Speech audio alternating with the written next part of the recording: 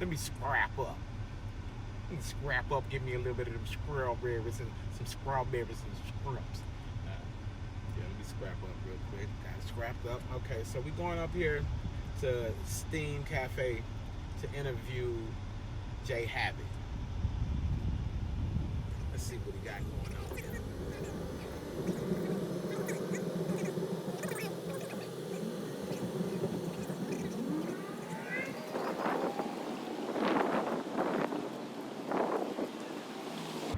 And we have made it to Steam.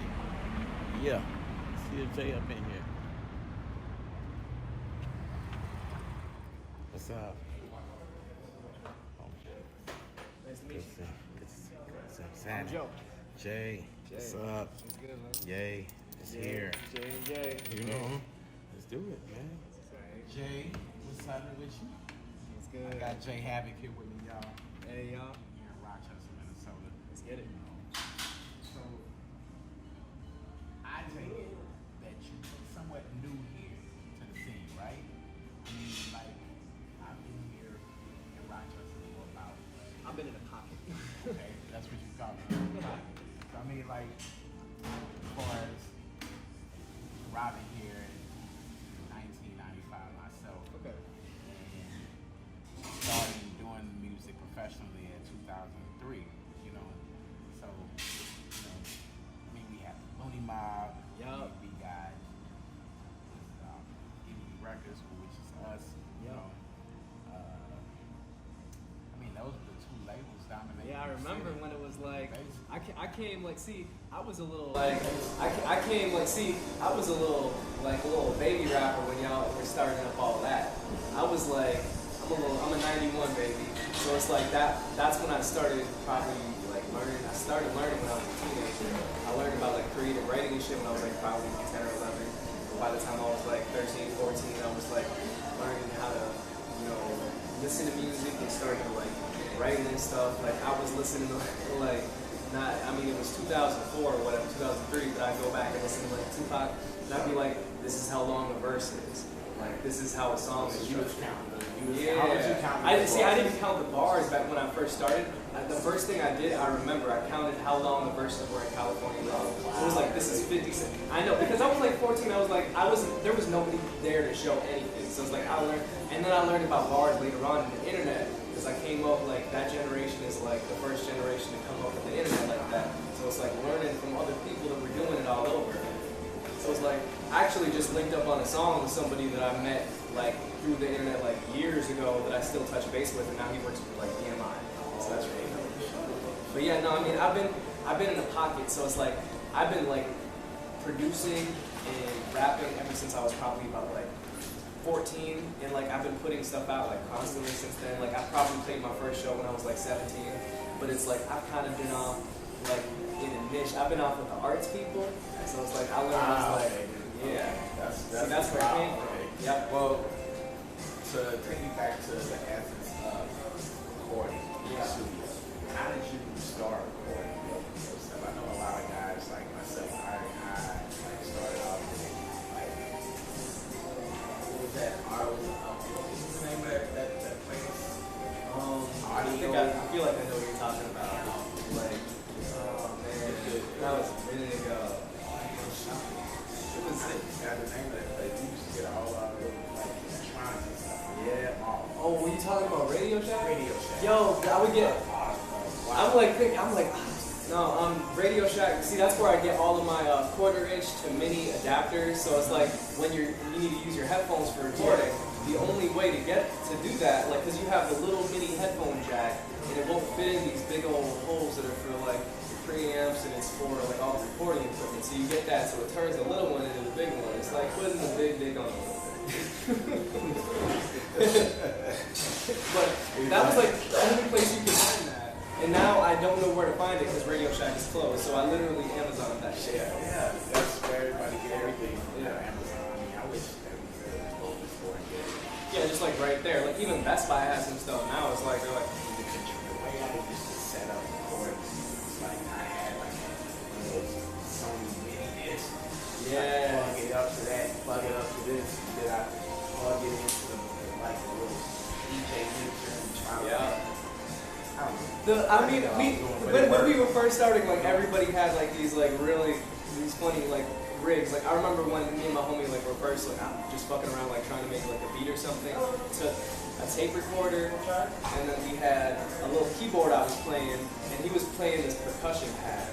So we just fucked around and made a beat like that. So I think I still have the tape somewhere, but I still have these old tapes. I'm gonna work. I gotta work that into like.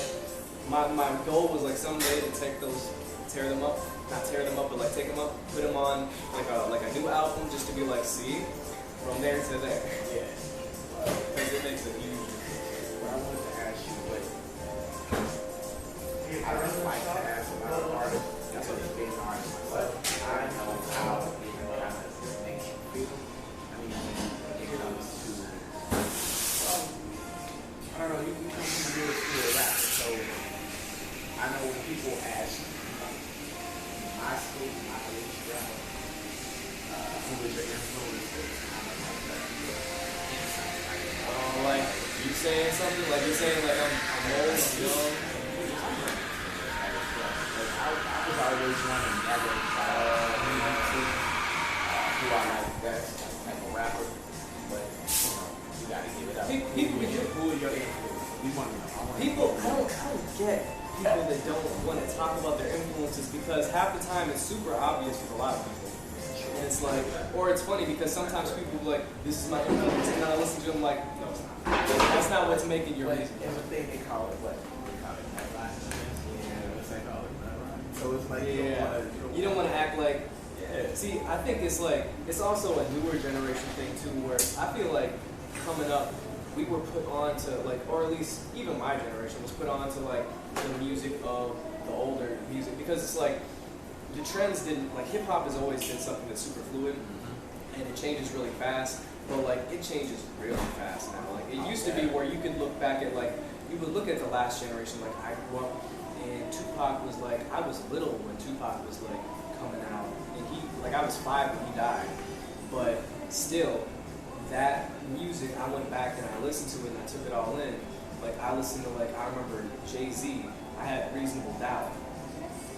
I had Reasonable Doubt on CD, and I listened to shit out of that and like a bunch of those records. And it's like it was old. It was like not music that I was like I absorbed when it was coming out, but it's like I got to it later.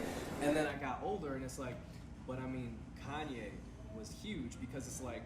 He was saying something different. He was also like the beats that he had that he was doing and the fact that he was a producer and a rapper, I was like, I want to do that. Okay. I want to be able to not have to pay for my beats because that shit is expensive and it's time consuming. That is why I bought every drum machine I could fucking possibly buy. It was like from Zoom track to the chord to like to whatever I could get my hands on. And then it stopped with the MC 909. Yep. And I got there, it was like, oh my god, I got the mecca of the drum machines. I'm like, to make the best beats ever. Yeah, I love it. The Omega, the Alpha. And then it discontinued. Yep. And I was like, huh. So I got then you got to get the MPC. Oh, you got the M. Okay. The opposite of the Akai MPC. So yeah. Like rolling and back. I mean, that's the thing. Like rolling, but then rolling is like that's classic though. Like rolling is like people still use 808s, just the module, the 808 for everything. Like, and that was invented in the 80s. Like, you got to think like how big of an invention the 808 was. Like, people do you hear many people using 909? No.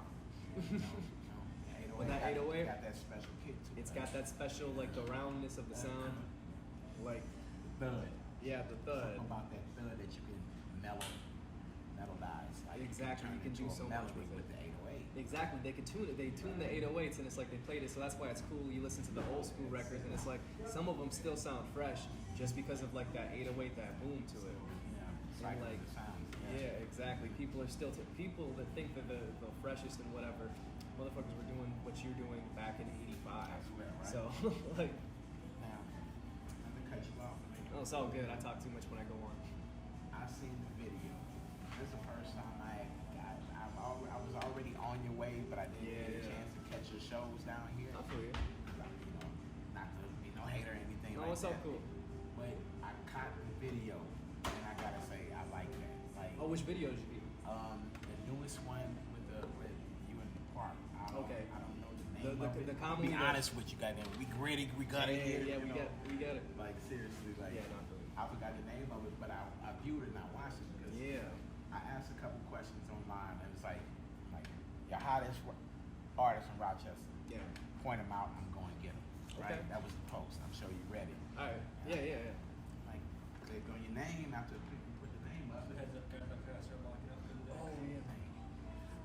I got your name, clicked on it, and it was like video shared. I watched it, clicked on it, watched it. I'm like, yeah, okay, he doing his thing now. Like, so, like, what inspired that one video I'm talking about? The Common Weed was the newest video that I put out. Was that the one on Scooters? Yeah, Common Weed, yeah.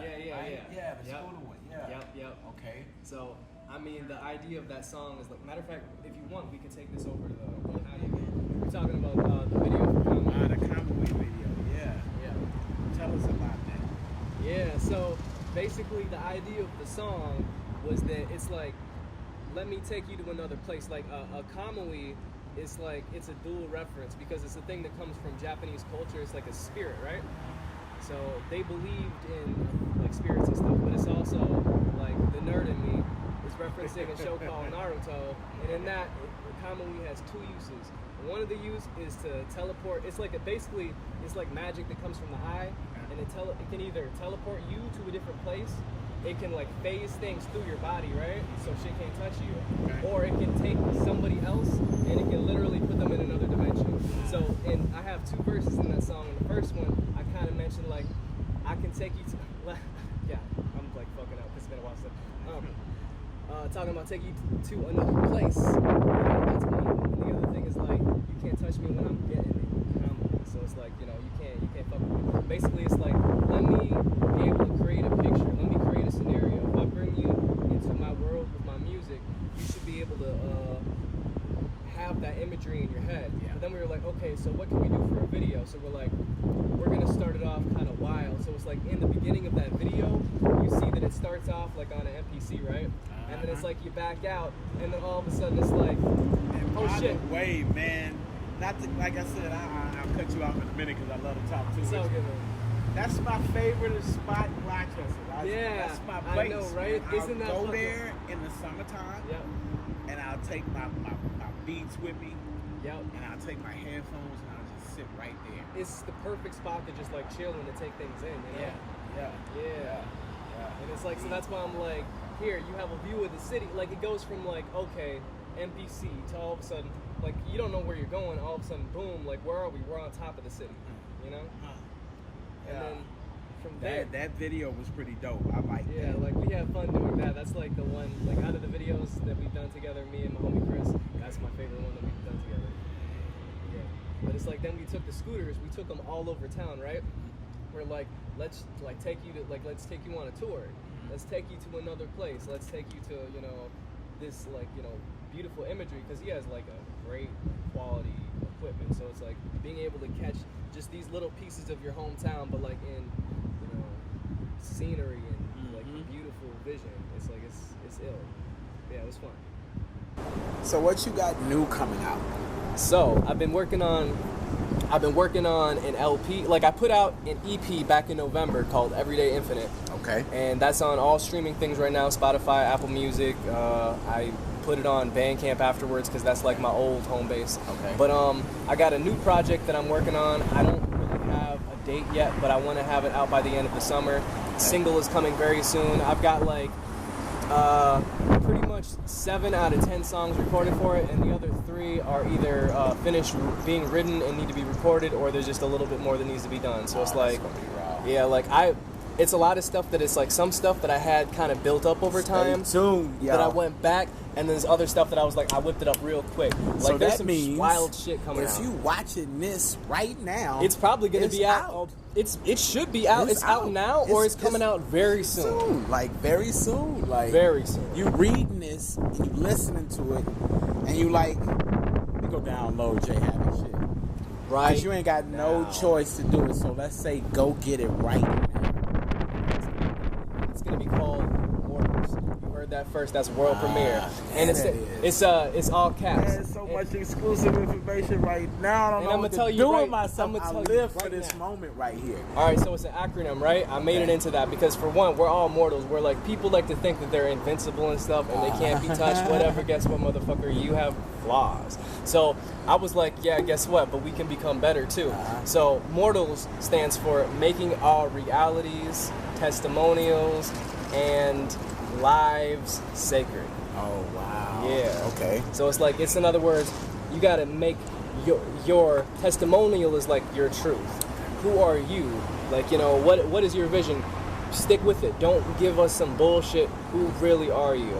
Our realities are the reality of the world. You know, the fucking reality of the world.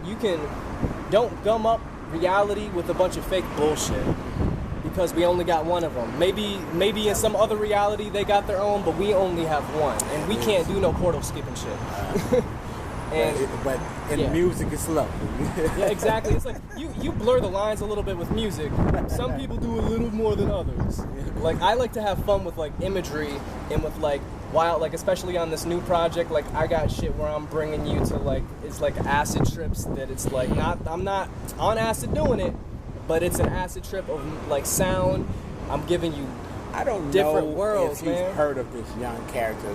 He's very local from the scene. From the scene where I was born and raised, Palm Springs, California. Yeah. His name is Sean Moore. Oh, and interesting. That sounds really familiar. He takes you on that type of journey. Yeah. Check him out. Okay. Yeah. It's like, for real. Look him up. I mean, if you're confused with who you should be looking for, he almost looks albino. You know what I'm saying? Okay. But he's black. He's half and half. Yeah. And Palm Springs. That's how you know the difference. Yep. Sean Moore, Palm Springs. Shoot me a link because my dumb ass will forget. Okay. But that's what's up, because it's like I'm always looking for like what's doing something different. You know, where can I like. Because for a while, I wasn't even fucking barely listening to music. I was just listening to podcasts. I'm like, people are boring. Okay. I'm like, there's some people doing some good shit, but it's like, even the stuff that I like, a lot of it is like, it becomes kind of samey. And it's like, we done this, so what's the next thing? But I mean, like, I keep trying to like push myself to, I take in like new things that are happening in trends, but I'm like, I gotta put it through my own filter. So it's like, no matter what you hear, even if you hear like, oh, I hear that triplet snare, I hear those hi-hats or something like that, you're still like, oh wait, but this isn't just whatever, whoever's trap, this isn't just whatever, this and that. So it's like, I'm trying to give you a little bit of me. Even when I learned from an early age that when I try to copy something, I'll just fuck up and make it something different. So I'm like, let me embrace that. So, with the gist of everything being explained, I mean, from the longevity part of the situation, where is Jae Havoc taking things? I mean, do you have a vision for us, or is that something that you would rather keep under wraps and wouldn't talk about, or you don't mind talking about it? Because I'll make it to everything. Yeah, I was gonna say, like, see, that's my problem too. Like, my issue is that I'll tell you too much. I know, yeah. And then we have that thing with the marketing gimmick that we all have to do as artists. So, and then this new thing with social media, it makes it even more harder to hush your mouth and not say anything. Like, you gotta wait for the element of the surprise for the fans, so they can be, oh wow, you know. But it's like, you see such and such getting their shine on, and it's like, God damn. I need to tell you something now. It's like, that's something that I had to learn too, because like, I did it and I learned the hard way, like, as a kid, especially like growing up and being independent. Like, I was never like the trend rapper. I never wanted to be, but also like, it just wasn't in my DNA. So I wasn't just somebody that rode the wave. Like, see, you might not have heard of me, because I was off in some other shit, doing some other shit. When I first met you, you was making beats, actually. It was like, I handed you my CD, and it was like, you know, like, you know, listen to nobody. It's like, nope. I stay in my, it's like, oh, what type of beats you making? Like, what's going on? It's just like, it's in a lane. It's its own, like, It's like, you're in your own lane. But I feel like that you have something to offer to the scene. I mean, very big as far as hip hop goes. You know, I've been watching from the shadows, even if you don't know it. I mean, hey, I appreciate any support, you know. I often like overlook this city constantly because, oh yeah, understandable. For the simple fact is, it's like I don't know what y'all got going on, and I know how I was treated, but how I perceived the situation. Yeah. And didn't understand that if I wanted something more from it, I needed to get away from here. Yeah. I feel it. You need to have context. That time passed. So now I'm like, okay, how am I going to recycle my scene? I'm like, you're the one with the most knowledge to a point that makes you big bro, big homie. What you gonna do, big homie? So I'm like, okay, I got 3 scenes. I'm Rochester, Palm Springs, and I'm Bunkie, Louisiana. So okay, I'm like, okay. But everybody's migrated from Bunkie to Texas. Yeah. Which is even better for anybody that's connected with the situation that we got going on with the magazine. So I'm like, let's get it done. Let's holler at Jay. I mean, let's get it done. I'm sure he's always ready to, you know, keep adding to that promotion pack. Like, oh yeah, it's not even a promotion pack. Like, let's get these relationships going. Yeah, that too, exactly. That's been the whole build up to this point. Has been making relationships. I've been in the I've been in the shadows, but I haven't been in the shadows because on one hand, it's like you don't see a whole lot of overlap where you're like, oh man, you know, you got these guys over here, like you had the Looney Mob and you had everybody, and like I'd even done some stuff with like, I did a show with like Lil Craze and stuff. I did a show where he was hosting and stuff, so it's like there is overlap, but then at the same time, like I'm over here, it's like I played with a punk band. Like I went over, I was doing shows like at the art gallery, and I was doing the art blitzes, and I've been in here and like I've been asked to like speak at elementary school. Like I spoke at Riverside Elementary 3 times, talking to the kids about rhythm and poetry and hip hop and how it connects to school. Like I've been in the newspaper twice. I've like, you know, I've been on TV before. Like it's not like I played in town. Like I played some of the big shows. Like I played with Astronautless, POS, Harmar, you know, people that like are big in their own way, that like you might not hear like everybody down here like, oh I know them, but then you'll go to like, you could go to Louisiana or you could go to like Bolivia or something and they'll be like, yeah I know those people, they're dope. It's so wild how the music scene works, because you can have people that your home scene doesn't know very well, but motherfuckers that will have a following like crazy everywhere else. Yeah. You know, and even here, it's like they'll be here, but it's like the people that know, and they're like, they're fans. Like that's why it's interesting whenever I do meet somebody that like knows me already and knows some of my stuff and they really like it. They're like, it's like a different experience, because it's like I'm not giving you like, you know, the same old, I'm giving you something different. So these people, it's like they know lyrics. Like, so they're telling like, oh, this affected me. Like I remember showing, like I did this project when I was at RCTC, and I was like, I did a big like thing, like a video for EMC, my second class. I did a thing and it was all about PTSD. It was all about like, it was an instrumental video project that built up, and it was all about following somebody's journey whose brother had committed suicide after they were in war. And at the end of that, like I had a woman come up to me crying, like, you know, it affected me. You know, it's like I have family that's like, that have gone through similar things. So it's like, just to be able to do, like, not everything I do is like, oh man, this shit is serious as fuck. But like, there's elements to everything in there. Let's get on some real shit. Some real shit. Some shit that you don't never get to talk about in the open, but only gets heard on shit like this, DVDs or interviews. For real. Let's get gutted. All right. Let's strip. Let's just get to the raw gutter bone. Like, fuck it. All Let's the get way to the to meat. the raw meat. What do you think about record deals? What do you think about independency with the situation, with the question I just asked you? Do you think it's needed for you? Because we all know everybody feels a different way. Yeah. You know? How do you feel with this being said, save yourself. Nobody's gonna save you. I've heard that phrase so many fucking times. For real, yeah. I mean, and that's from an independent standpoint, trying to get through the door. But I'm asking you the question: what do you feel, and how do you think about the difference between independency and having a record deal? What, like? Okay, I feel you. I want to know your feelings about it. Well, it's like there's so many levels to it, and it's like things have really changed over the years too, especially with hip hop. You look at like 2004 and what was independent and what was mainstream was a lot more like there was more of a clear line. You had independent artists that would sometimes kind of bubble up, but for the most part it's like you had this independent lane. You would have like, you know, groups in the like the Twin Cities that'd be like Atmosphere and stuff. They'll be on MTV2 and stuff, but they're still overall they had their lane. And then you would have like the mainstream artists. But now it's like with the internet and the fact that everything has kind of like been so dispersed in between like the different, like it's like the line has melted. So on one hand, there's a lot of like kind of like it's permeable. Oh shit, shit is going down.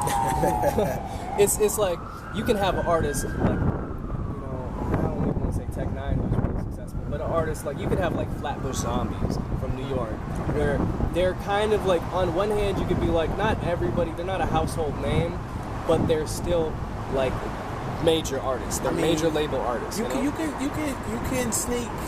can slide Tech Nine into that conversation. But Tech Nine has been independent. Tech Nine is super independent, but he's super successful at what he does because he knows how to bring himself and talk to people. He knows how to grind. That's the question.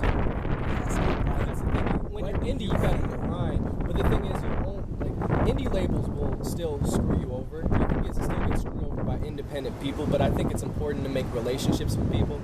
That's why over time, like, I've been building strong relationships with people. There's so many people that just think, like, I'm going to put out one song that's big, and I'm going to get signed, and the label's going to love me. And it's like, so many of those artists, they're a dime a dozen. They're every day. They're here, and they're gone. Like, you'll see somebody for a couple years, and then all of a sudden, you don't hear about them no more. It's like, I feel like it's always some way to get them out the way. Yep, you know? There's always, and they get, how many artists get shelved? How many artists have albums that they're like, they're ready, I want to show the world, I'm going to be the next big thing. The label's like, well, maybe they're not going to be selling, maybe they're not projected to sell as much as they want, or maybe that single that you're putting out isn't the single that they wanted you to put out. So now you've got your album sitting up in the shelves, you can't release it because they own it. They own your music, they own your masters. And if you don't own your masters, guess what? You're a slave. I mean, but does it really matter though? I mean, like, oh, 100%. To a point though, because I know some guys that are like breaking surfers. I mean, we listen to some them of them do every really day. well. Yeah, exactly. I mean, it's yeah. like, some people are we as independents? Are we being too hoarding of the music, and instead of just saying fuck it, record it, get into the hands of the majors? Say fuck it and it's so take easy. the money. It's so easy to do that, but like really when they're signing you know it's you on there. Exactly. What do you need the masters for? But that's the thing, like, because all you're doing when you're getting signed at a lot, like, you got to know you got to have a lawyer and you got to know your shit. Because when you go in there, when they say, I'm going to give you X amount of thousands of dollars or I'm going to give you $1 million contract, they're giving you a loan. They're not giving you money to just have. They're giving you money that they expect back, and you're only going to make money on top of that if after that, after your return on investment, you make more money than they expected.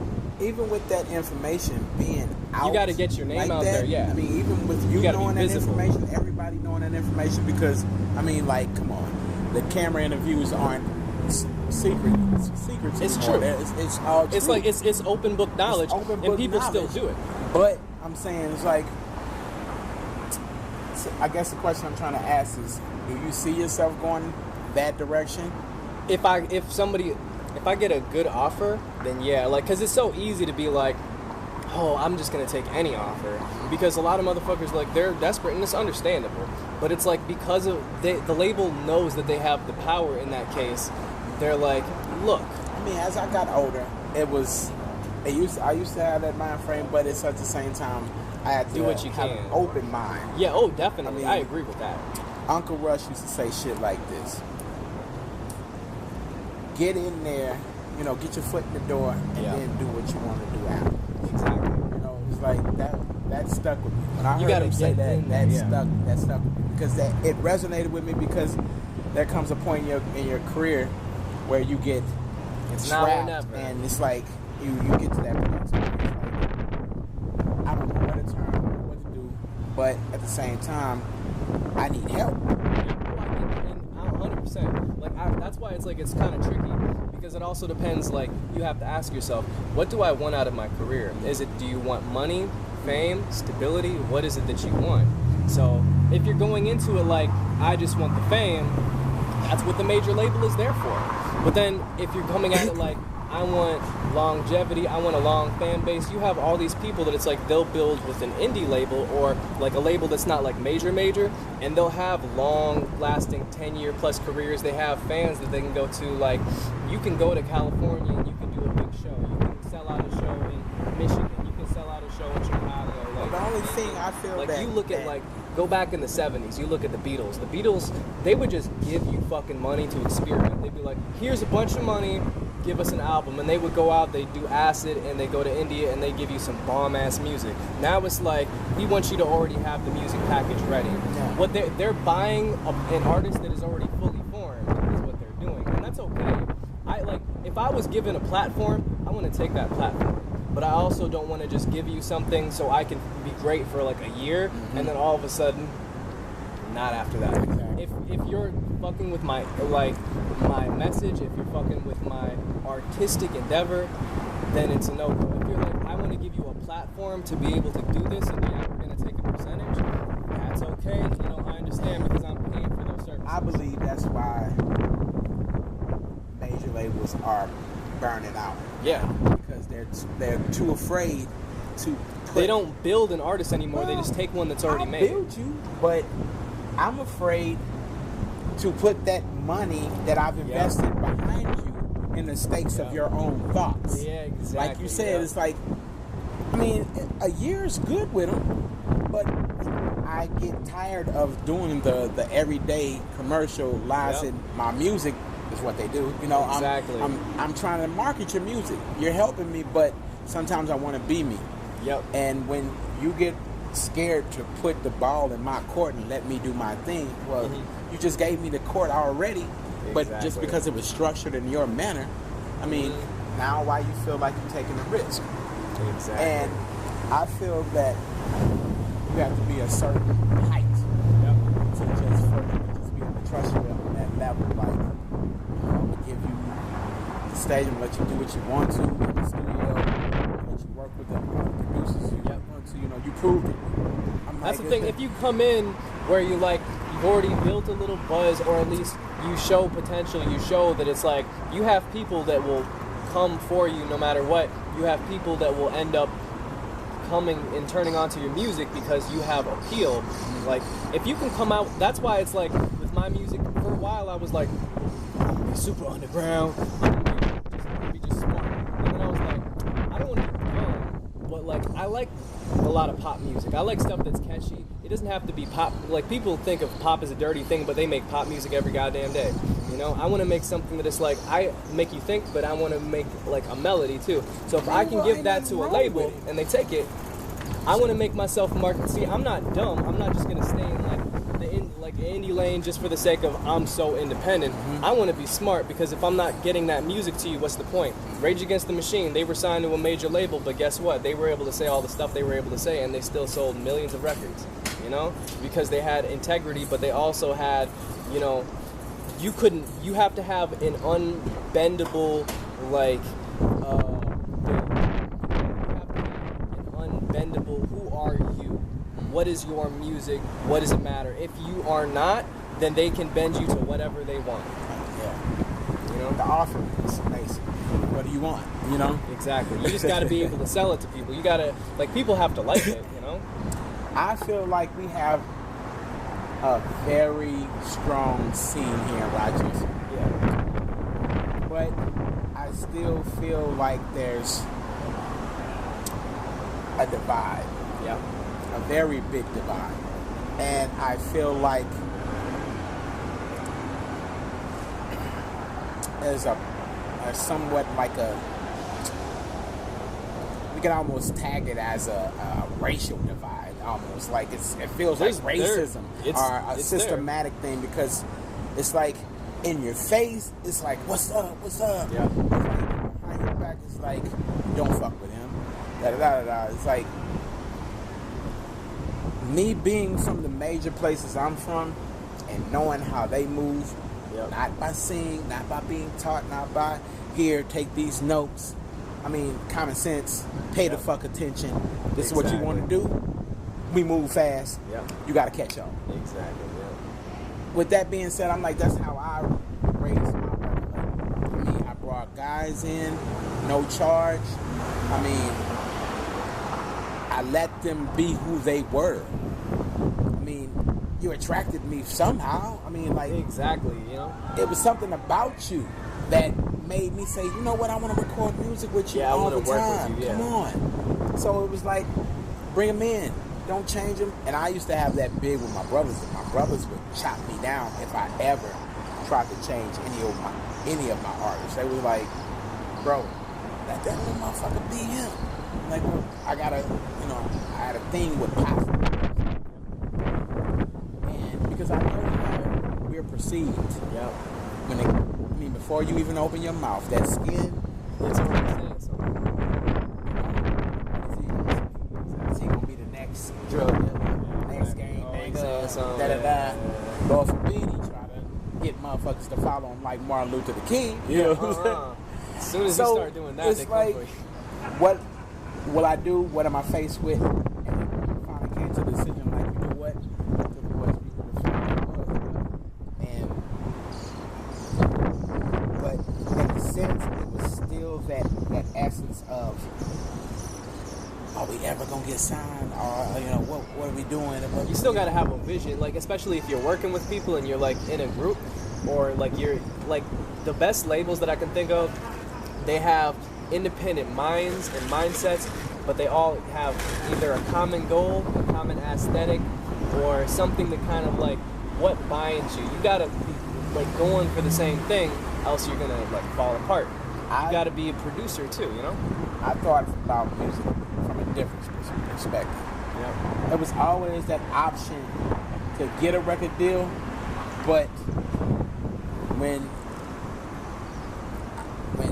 trying to start a business was broken down to me, it was like, It's a lot. it was fucking mind blowing. Oh Like, yeah.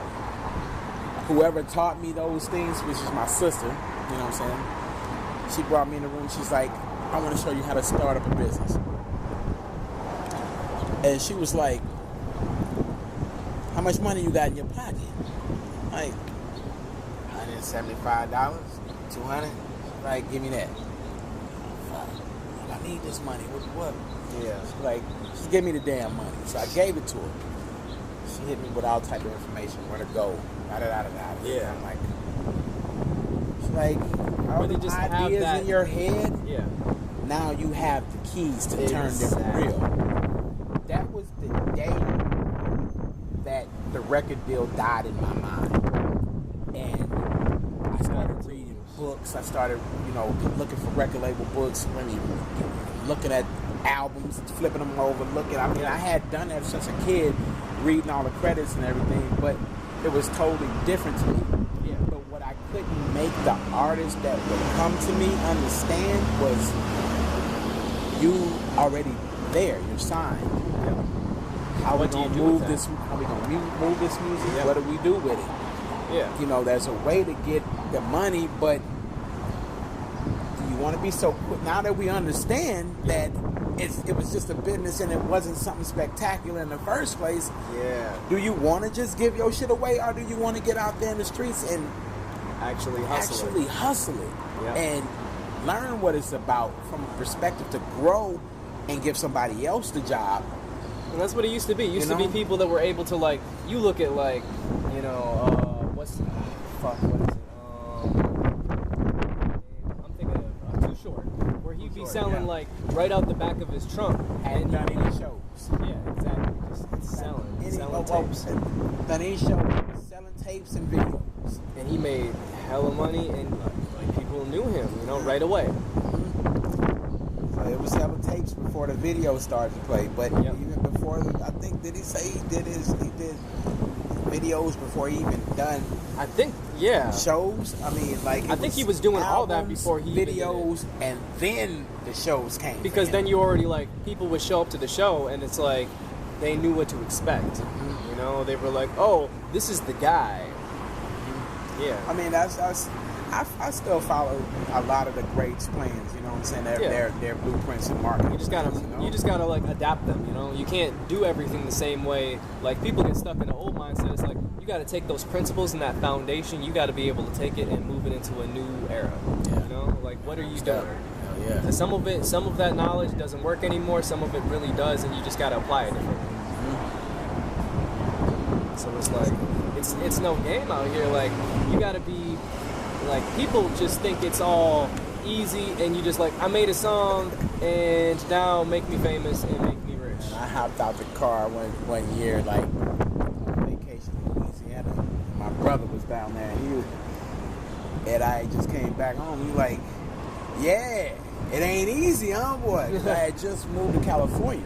So it was around 2010, 2011. Yeah. And I'm vacationing from Cali down in Mississippi, you know what I'm saying, that region over there. And he see me, you know, why everybody watched me doing my thing on the net. Plus, Exactly. and first shit he yells to me when I jump out the car. You know, he laughs, you know, then give me the lick. That shit ain't easy, huh, boy? And I'm like, you know what? Caught red-handed. Yeah, being from California, I'm thinking the easy route. I'm from there. Got my hands in there already. I got this. Shit. Shit ain't easy. It wasn't easy. I mean, from trying to throw out tweets, from trying to get in contact with people, you gotta know motherfuckers. You gotta know people. You gotta know people. And once you know people, you realize that people know people. And that's the cool thing about like Minneapolis and everything is that once you start knowing so and so and so, like you are already connected with all these people. And it's like just what do you do with that knowledge? You know, are you wasting it? Or are you what kind of like image are you giving people also? Because you know, if you show off yourself to one person away. See that?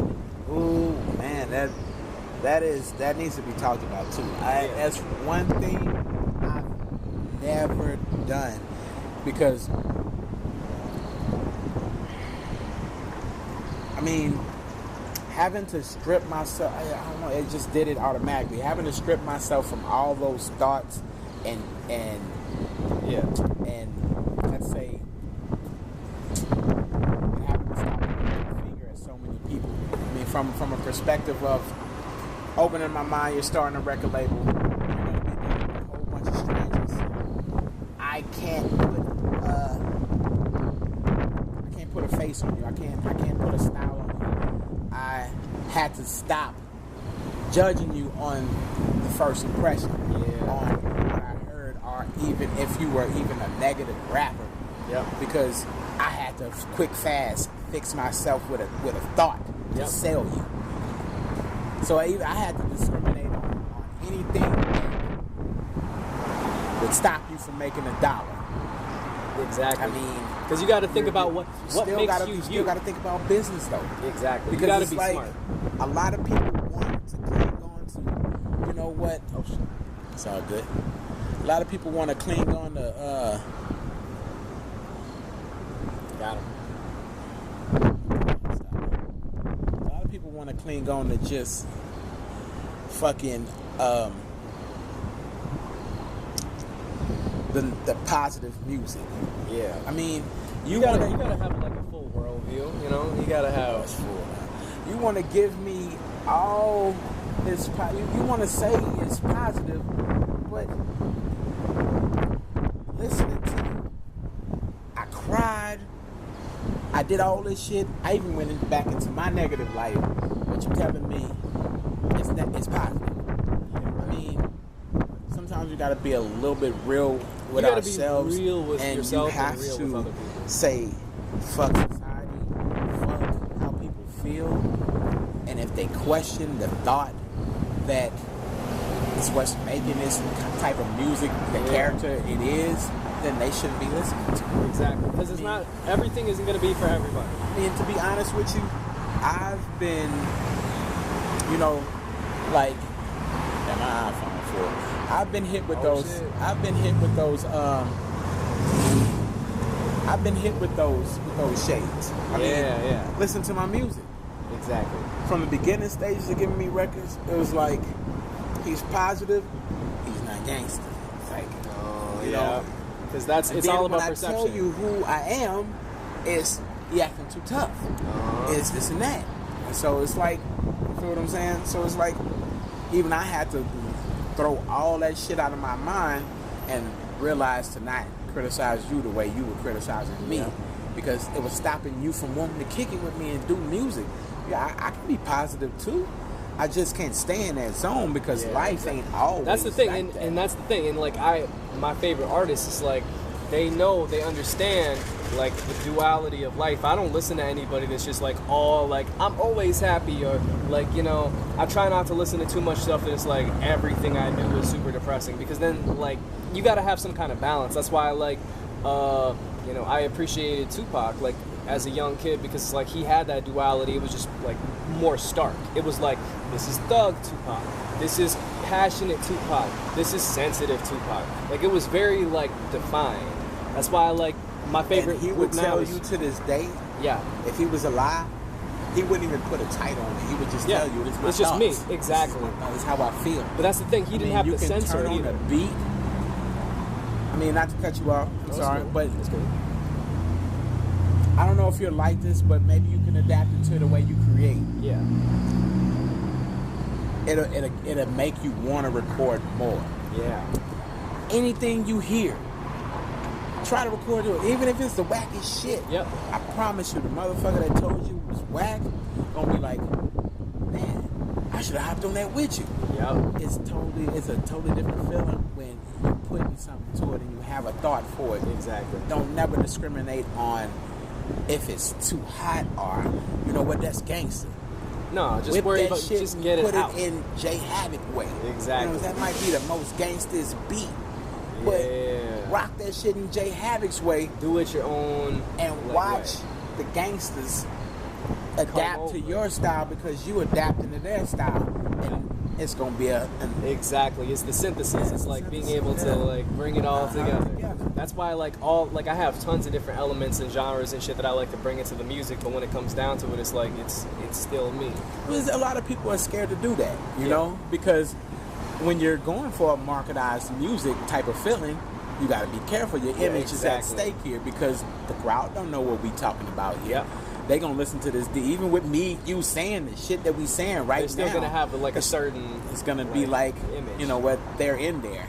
We're not. They're talking about the what they need to be doing. Exactly. But you know what? Yesterday I seen Jay, and he was super gangster, and everything he said in his music was like made me question it. Yep. But you just heard me say that I'm a person and I have different views and emotions. Exactly.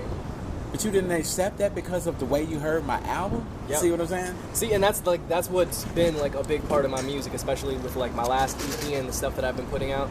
It's like Everyday Infinite, everything is all about like the duality. It's like it's about the life and the death. It's about the good and the bad. It's about like it's not all Another one way you thing. Put a duality. Yeah. Exactly. It's like it's not all one thing, and you know there's gonna be the shit that is not like it's not good, it's not healthy, but it's like it's part of the reality, and we're not going to censor the reality. We want to give it to you, but we don't want to just give you that. Like there's my homie was on this track on my new project, and he tries to say something like if you only water the negative things, then the positive never will bloom, you know? Yeah. So it's like, and that's the thought I just had on my mind. It's like, hey man, how's it going? Pretty awesome. good. How you doing, John? Good. That's the music mayor right there. Are you in the middle of an interview? I probably shouldn't be interrupting. Yeah, you're fine. All right. This guy is on my new album too. Really? Yeah, he played trombone on it. Yeah. I'm John. What's your name? Demarie. Whatever we're supposed to be doing. I don't know what we're supposed to do. Don't listen to what he says. This is the music mayor. When's your new record coming out? This summer. Sometime. I got 7 out of 10 tracks done. Okay. So it's All like right. it's coming. It's not Cool. going to take too much longer. That's Cool. like a Yeah. day What away. are you working on? What's your We're doing an interview for a magazine I'm going to be actually releasing to the public. Okay. It's called Ghetto Flavor Magazine. Cool. And Are you from Rochester or from somewhere else? Yeah. Okay. from Rochester. I've been here doing it professionally since 2003.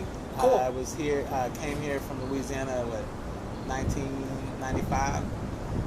Started a record label here in 2003. It's called Gimme Records. What's it called? Gimme Records. Okay. I'll have to check it out. I Yeah. haven't. I don't know. I'm unaware of it, so I'll have Yeah. to look for it. Yeah. This is my wife Beth. Hello, Miss So- Beth. Nice to meet you. I'm sorry to interrupt you guys. No, you're I'll try to go fine. check out your stuff, man. Okay. Thank you. You can find us on Facebook. That'll Okay. be the best bet right there. Yeah, it's Or under Gimme Me Google. Records. Right. Yeah. On. See you guys. You guys have a good one. Yeah, we still in there? Yeah, We in there. Yeah, no, he's a great musician, and like honestly, like I played on some stuff with him. He has a band called Loudmouth Brass too. Where he Okay. played That's where I seen him at then. yeah, they played at Thursdays on First and a bunch of other stuff. I actually played Thursdays on First with them, like up in there, so that was pretty fun. Okay. But it's like, yeah, it's pretty good. Okay. But yeah, it's like it's a lot. That's the thing about like Rochester. It's like it's small, but it's big, and because of that, there's a lot of people that know each other. But there's also like, especially in like the music thing, there's sections and stuff. Uh-huh. So it's like I was growing up, and I saw what y'all were doing over there, and I saw what they were. But there, besides that, there wasn't a whole lot of people doing a whole lot of rap stuff. So I didn't have any I never had any mentors. I never had anybody to tell me this is how you do this. So I just kind of like learned and leaned into it myself. And then eventually, there's everybody doing this shit, Yeah. and it's like I'm just one of the people. So it's like I'm like, okay, I could be kind of bitter, like, oh, okay, there are people that ain't been putting in their dues, but then I'm also like, there are the people that know me, and I've made so many relationships with people that just like they're not trying to just do business with me, they're trying to work with me, they're trying to build with me, and not everybody has that. So many people, it's like conclusion too. Like you said, like I'm just one of the other people. yeah, exactly. And it's like it's easy to just be like, I just want to like be doing stuff, and that's good. But it's like you don't want to just like you don't want to take on anybody and everybody, because like not all their energies are going to be lining up with yours. You got to make sure that like even if you don't have the same goals, that you all are kind of like on the same page. That like we got to like, are we friends? Are we family? Are we like I mean, are we building together? Are we trying to? Are you doing something? Am I helping you? Are you helping me? my thing for that was always, I don't want to mess with you Yep. unless you're taking it serious to a certain extent. Exactly. My extents were at least wanting to hop on the stage. Yeah. I mean, because what I used to deal with a lot was People that want to make music but don't want to perform it. recording, no promoting, Yep. no performance. Oh yeah. Recorded, no promoting, no performance. People that Hey, like man, you still got that song, man. We used it. That's not what I'm about. That's not what I'm on. that's that half. Ain't no such thing as halfway crook. Scared to death. Scared to look. That's not like. that is kind of, that does similar, that is very similar. Like people want to like they want the title and stuff, but then they get scared, or it's like, or there's on the flip side, there's people that are overconfident, but you ain't got no skills, you ain't got no presence, you think that you're better than you are, and that only goes so far. I just wanna want to do it to just do it, just cause it's Yeah. fun. I just want to tamper with it. I mean, a lot of people have told me like once they see the type of level I'm trying to take it to, Yep. so it'll come to like, man, I'm just trying to get on the song with you. Yeah, exactly. And I'm like, okay, whatever, no hard feelings or anything like that. I Yeah. just try to keep it at a point to where I know that anybody I record with probably not gonna take it to that point anyway. But At least it I'm have a trying little bit of to, seriousness. I'm gonna try to involve you if I ever do. Yeah. But I guess that might be one of the songs I might have to leave out the performance. Exactly, because that's what you gotta, every time you have a feature on a song, you gotta think, am I gonna do this live? Am I going to adapt it? Am I just doing my verse? Do I want to have this person up with me?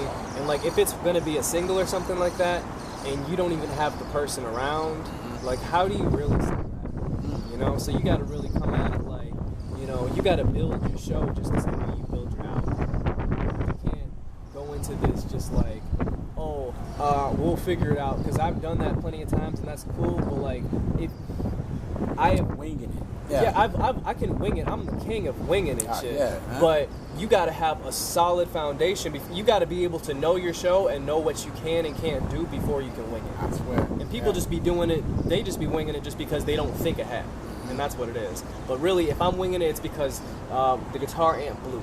It's because, you know, oh, this person didn't show up. Maybe I forgot some lines. If I'm forgetting some lines in the middle of a performance, guess what? I'm freestyling now. And then I keep it going. And a lot of the time, you don't necessarily have my shit memorized. You don't know. And guess what? You still think it's a good performance. But in my head, I'm like, fuck. Yeah. But at the end of the day, I'm like, still getting people coming up to me like, that was great. And I'm like, that's what it's about. That's what it's about. You keep yeah. the show I going. get You don't that for stop you. the show. Yeah. You know?